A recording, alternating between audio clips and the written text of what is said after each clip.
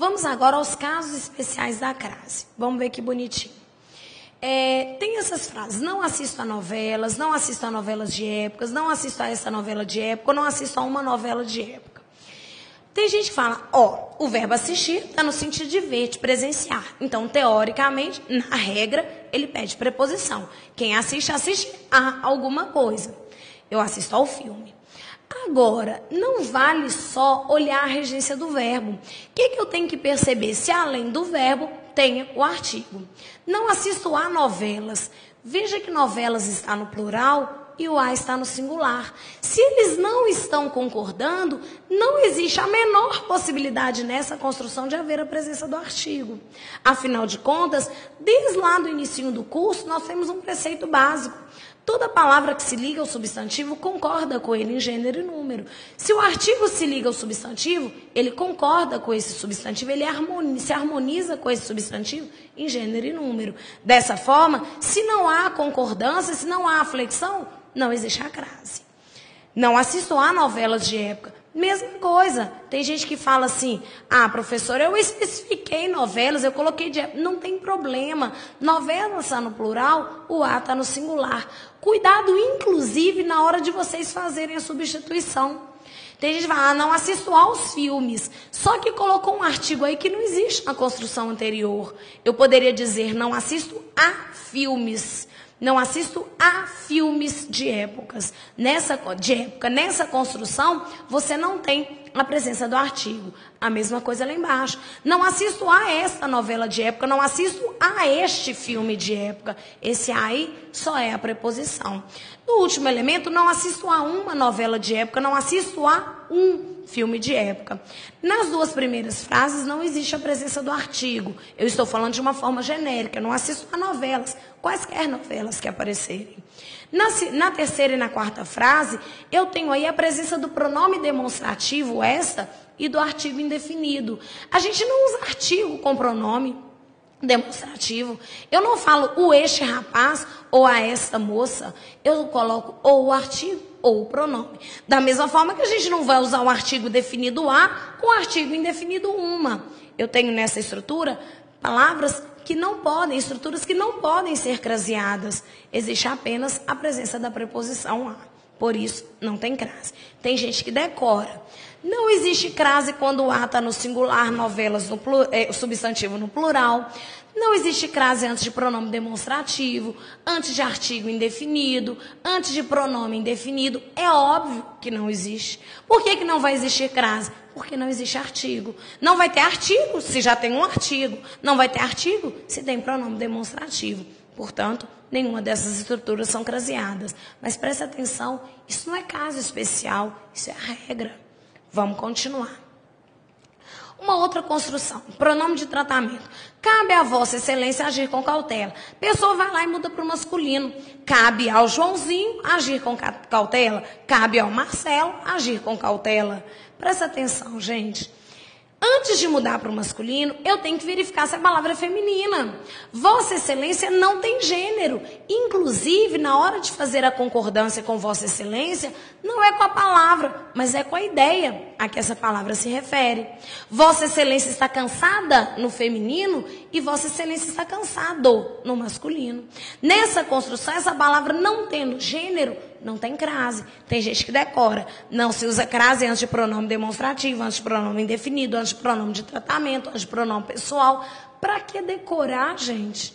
Vossa Excelência não tem gênero. Tenta colocar um artigo antes dele. Ou Vossa Excelência. Vossa Excelência saiu tranquilamente. Nessa construção, se não tem artigo, você não tem a crase. Vale lembrar que o pronome de tratamento, por exemplo, a estrutura senhora, por ser feminino, pode ser craseado.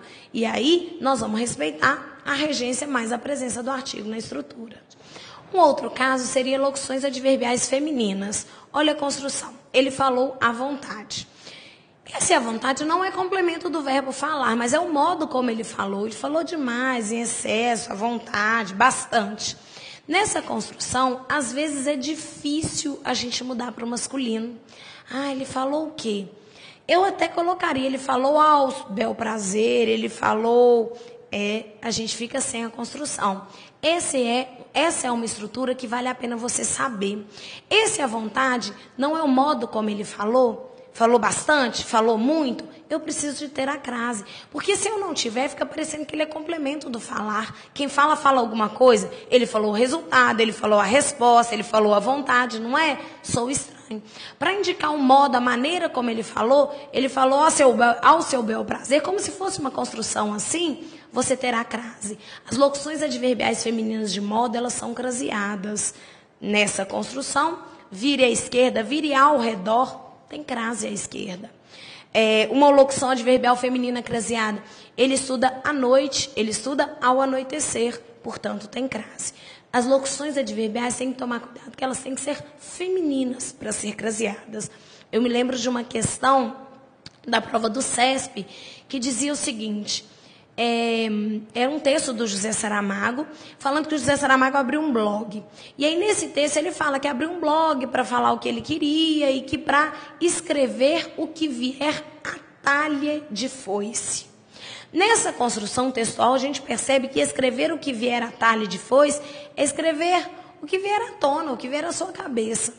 Nessa construção, a prova pergunta: escrever o que vier a talhe de foice. Poderia colocar uma crase na estrutura a talhe por ser uma locução adverbial feminina? Aí o aluno vai e coloca que sim. Eu não sei porquê, talhe, para algumas pessoas, soou como palavra feminina. Acontece que talhe é o corte. Nessa estrutura, escrever o que vier a talhe de foice, nessa construção eu não posso ter crase de jeito nenhum, porque talhe não é uma palavra feminina. E não sendo uma palavra feminina, não deverá ser craseada. Hoje a voz não está muito boa, vocês estão percebendo, né? Mas nós vamos com fé.